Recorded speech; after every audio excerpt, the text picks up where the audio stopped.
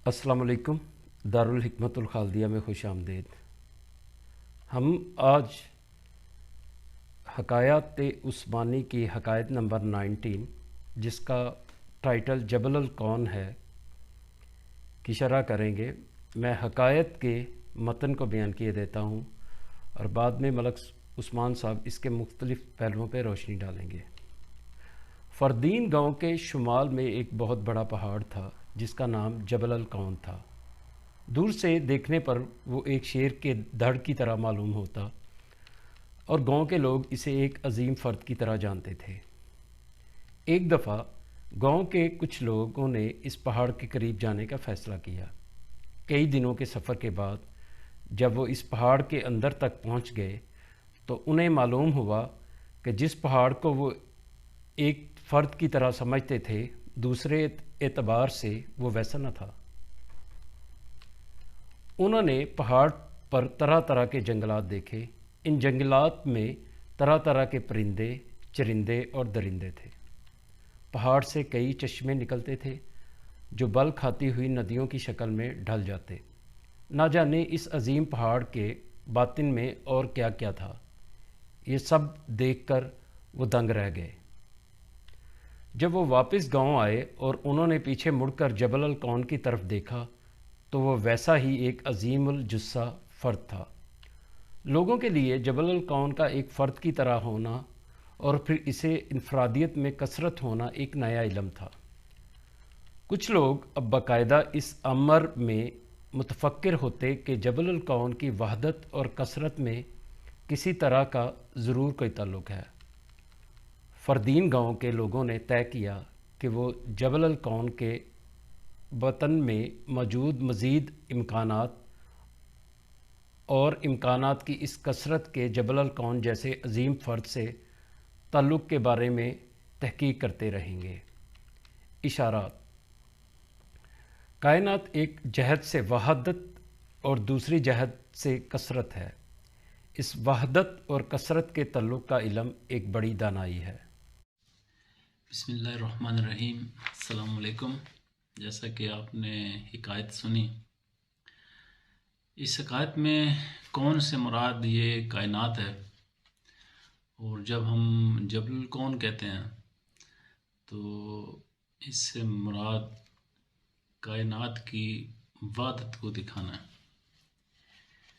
यानी ये कायनात जो है जिसमें हम रहते हैं, जिसमें ये ज़मीन व आसमान भी शामिल है, इसके दो रुख हैं। इसको देखने के भी दो रुख हैं और इसको समझने के भी दो रुख हैं। कि एक रुख से, एक जिहत से इस कायनात में वहदत पाई जाती है और दूसरे रुख से, दूसरी जिहत से इस कायनात में कसरत पाई जाती है। और ये इस इंसान का इस कायनात के साथ जो रिश्ता है वो इस कायनात की वहदत के एतबार से भी है और इस कायनात की कसरत के एतबार से भी है। और दोनों तरह से इंसान और कायनात जो है वो एक दूसरे पर असरअंदाज होते हैं। इसको हम मिसालों से समझते हैं। जैसे एक आदमी जो है देखने में हमें वाहिद नज़र आता है, यानी एक वो इकाई की सूरत में है, लेकिन हम देखते हैं कि इस आदमी का अंदरून जो है उसमें कई सिस्टम्स हैं। जैसे आदमी का एक पूरा फिजियोलॉजिकल सिस्टम है, इसका पूरा एक साइकोलॉजिकल सिस्टम है, इसके ब्रेन के फंक्शंस हैं, इसका ब्लड सर्कुलेशन सिस्टम है जिसको हार्ट, दिल कंट्रोल करता है, और ऐसे ही बेशपा जो है ना, इसका थायराइड का निज़ाम है, इस हार्मोन्स का सिस्टम है। तो देखने में आदमी इकाई की सूरत में है और इसके अंदर एक कसरत चल रही है। अब जब हम किसी आदमी को समझते हैं, उसको देखते हैं, तो उसको एक होने के हिसाब से उसके साथ मामला करते हैं। और अगर कोई आदमी इन आदमी के अंदर चलने वाले सारे निज़ाम को समझे उसका जो साइकोलॉजिकल बिहेवियर समझे, उसका मेंटल बिहेवियर समझे, उसका जेनेटिकल ट्रेट समझे, उसका उसकी जो ग्रोथ है उसकी इन्वायरमेंट को देखे, उसका एजुकेशनल बैकग्राउंड देखे और फिर उसको इकाई की शक्ल में भी देखे, तो फिर यकीनन उस आदमी को समझने में हम ज़्यादा जो है वो प्रिसीजन की तरफ जाएंगे।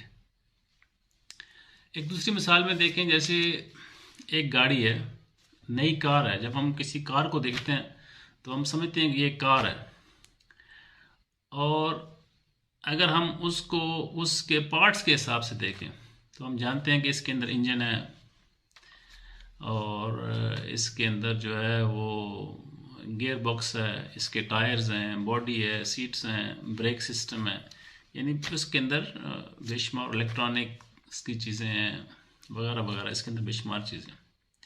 तो जब हम गाड़ी को इकाई की शक्ल में जानते हैं तो ये भी एक समझ है, लेकिन जब हम उसको उसके पार्ट्स के हवाले से और उसके सारे जो उसके अंदर सिस्टम उसके हवाले से जानते हैं तो यकीनन हमें गाड़ी के बारे में ज़्यादा समझ आती है।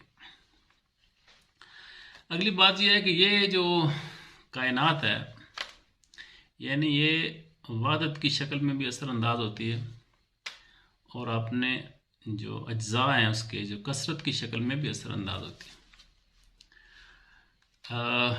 इसकी मिसाल यूँ है कि जैसे हम जानते हैं कि दीन के अंदर एक सदाकत का निज़ाम, यानी जो लोग अल्लाह की राह में ख़र्च करते हैं, सदका खैरात करते हैं, तो अल्लाह ताला उनको उसके बदले में मुसीबतों से और परेशानियों से बचाता है और उनके माल और अमवाल में इजाफ़ा फरमाता है। तो आप देखेंगे कि अगर आप एक आदमी जो है वो कराची में सदका करे और फिर वो इस्लामाबाद में आ जाए, तो उसको वो वाले फ़वाइद जो हैं सदक़े के इस्लामाबाद में बैठकर हासिल हो जाएंगे। या अगर बिलफ़र्ज़ वो इंग्लैंड में कोई नेक काम करके आया, सदका करके आया और फिर पाकिस्तान में आ गया, तो ज़रूरी नहीं है कि उसको उस सदक़े के रिवार्ड हासिल करने के लिए इंग्लैंड में रहना पड़ेगा, बल्कि वो फ़वाइद उसको पाकिस्तान में हासिल हो जाएंगे। इसलिए कि ये कायनात एक वादत है, और इस कायनात की जो कसरत है, जो अज्जा हैं, वो एक दूसरे को पहचानते हैं। तो जिस कायनात में उसने सदका किया, एक जुज़ के साथ मामला किया, उसका दूसरा जुज़ जो है जहाँ पे वो मौजूद है वो उसको पहचानता है और वो उसको रिस्पॉन्ड करता है। इस हवाले से मौलाना रूम ने जो है एक जगह फरमाते हैं कि जो है ये जहान जो है एक पहाड़ की तरह, फरमाते हैं ई जहां को हस्त ओ फेल मा नदा सुवे मा आयत नदा हारा सदा। कहते हैं ये जो जहान है एक पहाड़ की तरह है, और हमारे जो फ़ेल हैं, जो हमारे काम हैं, अमाल हैं, वो सदा की तरह और नदा की तरह, यानी आवाज़ की तरह। जब हम पहाड़ की तरफ आवाज़ लगाते हैं तो उसकी इको जो है सुवे मा आयत नदा हारा सदा, तो उसकी इको जो है पलट कर हमारी तरफ आती है।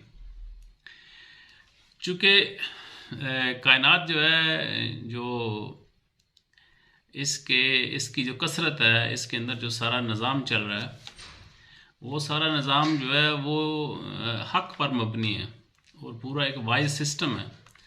तो हम जैसा इस कायनात के साथ जो है ना, इस कायनात में रहने वालों के साथ, इस कायनात के अज्जा के साथ मामला करते हैं, वैसे ही पलट कर फिर हमारे साथ मामला होता है।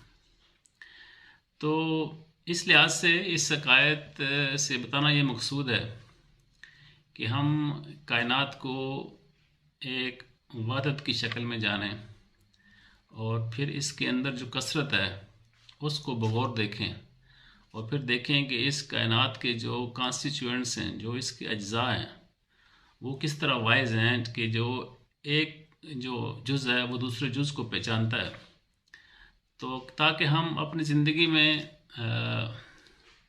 जो हमारे साथ चीज़ें पेश आती हैं, जो हमारे साथ मामले पेश आते हैं, या जो मामले हमसे पिछलों के साथ पेश आ रहे थे और जो मामले हमसे अगलों के साथ पेश आएंगे, इसके बारे में हम जब कायनात को वहदत और कसरत के साथ देखेंगे और इसका बगौर मुताला करेंगे, तो ये सारे मामलात जो हैं, इसकी जो विज़डम है वो हमें हासिल होना शुरू हो जाएगी। अस्सलामु अलैकुम रहमतुल्लाहि व बरकातहू।